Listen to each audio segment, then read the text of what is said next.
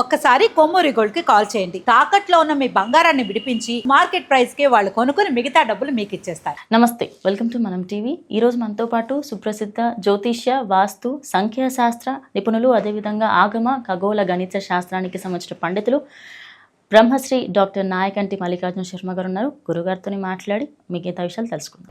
నమస్కారం. నమస్కారం. గురుగారు, మరి శ్రీ పరాభవ నామ సంవత్సరంలో మీనరాశి వారికి ఆదాయ వ్యయాలు, అదేవిధంగా రాజపూజ్యం ఎలా ఉండబోతుంది? తప్పకుండా అమ్మ. ఓం శ్రీ గురుభ్యో నమః. ఓం శ్రీ మాత్రే నమః. శ్రీ పరాభవ నామ సంవత్సరం అనేక పరిణామాలు, అనేక మార్పులు, అనుమానాలు, అవమానాలు కలిగిన నామ సంవత్సరం అంటే శ్రీ పరాభవ నామ సంవత్సరం అంటారు. శ్రీ పరాభవ నామ సంవత్సరం అన్ని విషయాలు ఆచితూచి అడుగు వేసి ముందుకు వెళ్ళటం అనేది చాలా ఇంపార్టెంట్. ఇక్కడ మీనరాశి రాశ్యాధిపతి గురువు. అంటే మీనరాశి వాళ్ళకి ఏమిటంటే తొందరపాటు ఎక్కువగా ఉంటుంది సహజంగా. అంటే తొందరగా ఉండటం, ఆవేశపడటం ఒకటి, అప్పుడప్పుడు స్మూత్గా ఉండటం, అప్పుడప్పుడు కోపం అనేది బాగా పెరగటం ఒకటి, గ్రాస్పింగ్ పవర్ ఎక్కువగా ఉన్నది మీనరాశి వాళ్ళకి. అంటే గురు పరంగా ఉండే రాశి ఏంటంటే మీనరాశి. ధనస్సు రాశి ఒకటి, మీనరాశి ఒకటి. అయితే మీనరాశి వాళ్ళకి ఏ విధంగా ఉండబోతుందో ముందు ముఖ్యంగా చూస్తే, సహజంగా ఈ మీనరాశి గురు పరంగా అంటే ఆధ్యాత్మిక భావనలు, తర్వాత చేయాల్సిన పనులలో వాటిల్లో కూడా కొన్ని విషయాలు కొంత లేట్ జరిగే అవకాశాలు ఉంటాయి. కానీ లేట్ చేసే అవకాశాలు, జ్ఞానం అనేది ఎక్కువగా పెంపొందించుకునే అవకాశాలు ఎక్కువగా ఉంటాయి. అందులో పూర్వాభాద్ర నక్షత్రం 4వ పాదంలో జన్మించిన వాళ్ళు కానీ, ఉత్తరాభాద్ర నక్షత్రం 1, 2, 3, 4 పాదాలు, రేవతి నక్షత్రం 1, 2, 3, 4 పాదాలు జన్మించిన వాళ్ళందరూ కూడా మీనరాశి అవుతారు.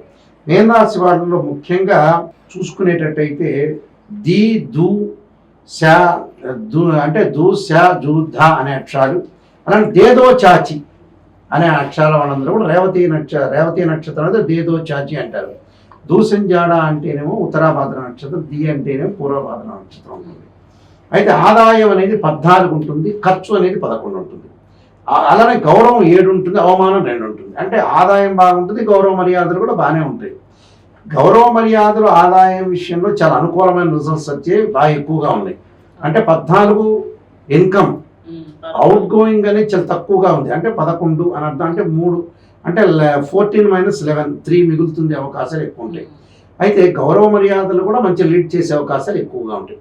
కాబట్టి టోటల్గా వీళ్ళకి బాగానే ఉంటుందని చెప్పుకోవచ్చు, ఎక్కువ పర్సెంట్. అయితే గ్రహ గమనగతులు ఏ విధంగా ఉన్నాయో చూసుకోవాలి. జూన్ 2 వరకు గురువు చతుర్థ స్థానంలో ఉంటాం. అంటే రాస్యాధిపతి, దశమాధిపతి అయిన గురువు చతుర్థ స్థానంలో జూన్ 2 వరకు ఉంటాడు. జూన్ 2 వరకు అనుకూలంగా ఉండదు, డబ్బుల పరంగా ఖర్చు అవుతుంటాయి. బ్యాంకు రుణాలు రావటం ఒకటి, లోన్లు తీసుకునే అవకాశాలు, అప్పులు తీర్చే అవకాశాలు ఎక్కువ ఉంటాయి. రుణ బాధలు తగ్గించుకుంటారు. అలానే జూన్ 2 తర్వాత గురువు కర్కాటక రాశిలో సంచారం చేస్తారు అక్టోబర్ 31 వరకు.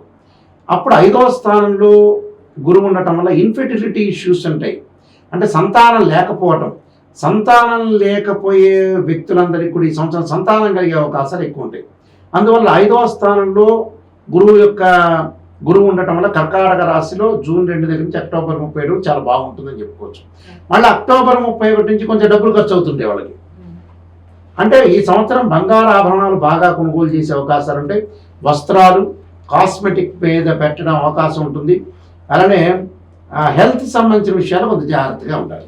అంటే ఇబ్బందులు ఏం లేవు, కానీ కొద్ది హెల్త్ మీద, పాయింట్ ఆఫ్ హెల్త్ మీద కొంత కాన్సన్ట్రేషన్ చేయాలి. ఎందుకు కారణం అంటే జన్మంలోనే శని ఉన్నాడు, ఇంకా ఎల్నాటి శని యొక్క ప్రభావం అనేది ఉంది వీళ్ళకి. పోలా జూలై 25 దగ్గర నుంచి శని వక్రగతిలోకి వెళ్తారు. అంటే జూలై 25 దగ్గర నుంచి కొద్దిగా బాగుంటుంది. అందువల్ల కొద్దిగా హెల్త్ మీద కాన్సన్ట్రేషన్ చేయాలి. వివాదాలకు దూరంగా ఉండాలి, ఆర్గ్యుమెంట్స్కి దూరంగా ఉండాలి.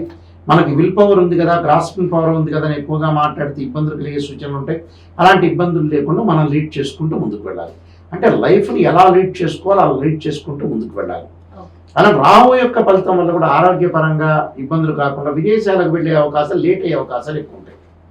కేతు యొక్క బలం వల్ల అంటే డిసెంబర్ 7 వరకు కూడా కుంభరాశిలో రాహు సంచారం, తర్వాత మకరంలోకి వెళ్తారు. డిసెంబర్ 7 తర్వాత బాగుంటుంది మీన రాశిలో విదేశాలకు వెళ్ళే అవకాశాలు. అంటే దూర ప్రయాణాలు, అధిక ప్రయాణాలు చేయటం, ప్రయాణాల వల్ల లాభం కలుగుతుంటుంది. అంటే ఫైనాన్షియల్ పరంగా డెవలప్మెంట్ జరిగే అవకాశాలు ఎక్కువ ఉంటాయి. కేతు యొక్క బలాన్ని చూస్తే డిసెంబర్ 7 వరకు కేతు మళ్ళీ బాగుంటాడు, వీళ్ళకి షష్టమంలో ఉంటాడు. శత్రువులు మిత్రులుగా కావటం, అందరూ వీళ్ళ వైపు ఉండటం ఒకటి, అనుకూలమైన ఫలితాలు జరిగే అవకాశాలు ఎక్కువ. శుక్రుడు యొక్క బలం వల్ల వివాహ శుభ కార్యక్రమాల్లో పాల్గొంటారు. అంటే వాళ్ళ యొక్క పిల్లల యొక్క పెళ్ళిళ్ళు కానీ వాళ్ళ యొక్క చదువులు కానీ ఎడ్యుకేషన్ పరంగా ముందుకు వెళ్ళే అవకాశాలు, సాఫ్ట్వేర్ రంగం వాళ్ళు కానీ, ఎలక్ట్రానిక్స్ కానీ, టీచర్లకు కానీ, ఉపాధ్యాయులకు కానీ, ప్రొఫెసర్లకు కానీ, డీన్ కానీ, వీళ్ళందరికీ కూడా అనుకూలంగా ఉంటుంది. అంటే వివాహ శుభ కార్యక్రమాల్లో పాల్గొని డెవలప్మెంట్ చెందే అవకాశాలు ఎక్కువ ఉంటాయి. బుధుడు వల్ల వ్యాపార విస్తరణ జరిగే అవకాశాలు బాగా ఎక్కువ ఉంటాయి. రైతులకు కూడా మంచి పంటలు వచ్చే అవకాశాలు ఎక్కువ ఉంటాయి. ఇది కొన్ని ముఖ్యమైన విషయాలకు మనం వెళ్తే ఇక్కడ అర్ధలాభం తదైశ్వర్యం అన్నారు, అలానే స్వకర్మం రతిహర్షితం అన్నారు, సదా స్వజన సౌఖ్యం. అంటే పంచమ స్థానంలో గురువు ఉండటం వల్ల గత సంవత్సరం కంటే ఈ సంవత్సరంలో అభివృద్ధి సాధించే అవకాశాలు ఉన్నాయని అర్థం. గతంలో ఉద్యోగం లేక ఇబ్బంది పడటం వంటి ఫైనాన్షియల్ పరంగా డెవలప్మెంట్ ఉన్న వాళ్ళు ఈ సంవత్సరంలో ఆర్థిక పరంగా పుంజుకుంటారు. సంఘమునందు కీర్తి ప్రతిష్టలు, చాలా కాలం నుంచి నిలిచిపోయిన పనులు నెరవేరటం, ధనలాభం, వృత్తి ఉద్యోగాల యందు అభివృద్ధి, మిత్రుల వల్ల లాభం, వివాహం కాని వారికి వివాహం జరగటం ఒకటి, ఉద్యోగం లేని వారికి ఉద్యోగం లభించటం మొదలగు శుభ కార్యక్రమాలు జరిగే అవకాశాలు ఎక్కువ ఉంటాయి. అంటే ఎలినాటి శని యొక్క దోషం వల్ల కూడా అప్పుడప్పుడు కొన్ని సమస్యలు, అనారోగ్య సూచనలు, ఉద్యోగులు అధికారుల యొక్క సహాయ సహకారం లభించడం, ఉద్యోగం నుండి అభివృద్ధి కోరుకున్న స్థలంలో బదిలీలకు కావటం, ట్రాన్స్ఫర్ అవుతారు. వాళ్ళు ఎవరైతే ఎంప్లాయీస్ ఉంటారో వాళ్ళకి ఇష్టమైన ప్రదేశానికి ప్లేస్కి ట్రాన్స్ఫర్ కావటం ఒకటి, ప్రమోషన్లు, ధనలాభం, కీర్తి ప్రతిష్టలు పెరగటం, తోటి ఉద్యోగుల యందు గౌరవం, సాఫ్ట్వేర్ ఎంప్లాయీలకి విదేశీ ప్రయాణాలు అనుకూలించటం, ప్రమోషన్లు, ఇంక్రిమెంట్లు, అన్ని రకాల ఉద్యోగాలకి ఉద్యోగస్తులందరికీ కూడా అనువైన కాలం అని చెప్పుకోవచ్చు. వ్యాపారులకు అనుకూలమైన కాలం, వ్యాపార అభివృద్ధి, కొత్త వ్యాపారాలు ప్రారంభం చేయటం, ఇసుక వ్యాపారము, నూనె, కలప, సిమెంటు వీళ్ళందరికీ అనుకూలంగా ఉండటం, కిరాణా, ఫ్యాన్సీ, మెడికల్, పుస్తకాలు, ఎరువులు, కెమికల్స్ వాళ్ళకు కూడా అధిక లాభాలు ఉండటం, అలానే రియల్ ఎస్టేట్ వాళ్ళకి బాగుంటుంది. అలానే జూన్ తర్వాత అంతా కూడా అభివృద్ధి చెందే అవకాశాలు ఎక్కువ ఉంటాయి. స్పేర్ పార్ట్లు, ఆటోమొబైల్ వాళ్ళకు కూడా అనుకూలంగా ఉంటాం. అలానే రైతులకు కూడా, వ్యవసాయదారులకు కూడా పంటలు కలిసి రావడం, రుణాలు తీర్చుకునే అవకాశాలు ఎక్కువ ఉంటాయి. రాజకీయ నాయకులకు అన్ని విధాలు అనుకూలమైన కాలం, పార్టీ మార్పులు, అలానే స్నేహితుల వల్ల లాభం కలిగే అవకాశాలు ఎక్కువ ఉంటాయి. కుటుంబ సౌఖ్యం, అలానే సినిమా యాక్టర్ల, కళాకారులకు కూడా అభివృద్ధి సాధించే అవకాశాలు ఎక్కువ ఉంటాయి. అంటే టోటల్గా మీనరాశి వారికి ఎవ్రీథింగ్ విల్ బి ఓకే అని చెప్పుకోవచ్చు. దాదాపు 85 మార్క్స్ అనేది వేయచ్చు. ఎగ్జామ్ అవుట్ ఆఫ్ 100కి చాలా బాగుందని చెప్పుకోవచ్చు. ఆరోగ్య విషయంలో కొంత జాగ్రత్త పడటం, అదొక్కటే మెయిన్. కుజుడు వల్ల కొంత వాహన ప్రమాదాలు జరిగే అవకాశాలు ఉన్నాయి. అదొక్క ఆ రెండు విషయాలు, మిగతా అంతా కూడా అనుకూలంగా ఉండే అవకాశాలు ఖచ్చితంగా కొన్ని పరిహారాలు చేసుకుని ముందుకు వెళ్ళాలి. విష్ణు సహస్రనామ పాలన చేసుకోవాలి.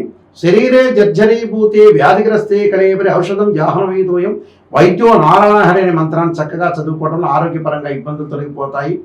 అలానే ఇంకా డెవలప్మెంట్ కావడానికి ఇక్షాయ, కుబేరాయ, వైశ్రవణాయ, ధనధాన్యాధిపతి, ధనం ధాన్య సమృద్ధిమే, దేహిమే దాపైస్వ అనే మంత్రాన్ని, అలానే సుబ్రహ్మణ్య స్వామి యొక్క అష్టకాన్ని చదువుకోవడం అంటే, మంగళవారం రోజున ఉపవాసం చేయటం చాలా మంచిది. ఏదన్నా ఒక సోమవారం రోజున ద్వాదశ జ్యోతిర్లింగమైన శ్రీశైలం, కాశీ, శివుడి యొక్క దర్శనాన్ని చేయడం చాలా మంచిది. ఇంట్లో వీలైతే ఈ పరాభవ నామ సంవత్సరంలో ఎప్పుడు గ్యాప్ దొరికినా కూడా ఓం నమః శివాయ పంచాక్షరి చేసుకోవడం చాలా మంచిది. దానివల్ల ఆరోగ్యపరంగా ఇబ్బందులు లేకుండా ఉండే అవకాశాలు ఖచ్చితంగా ఉంటాయి.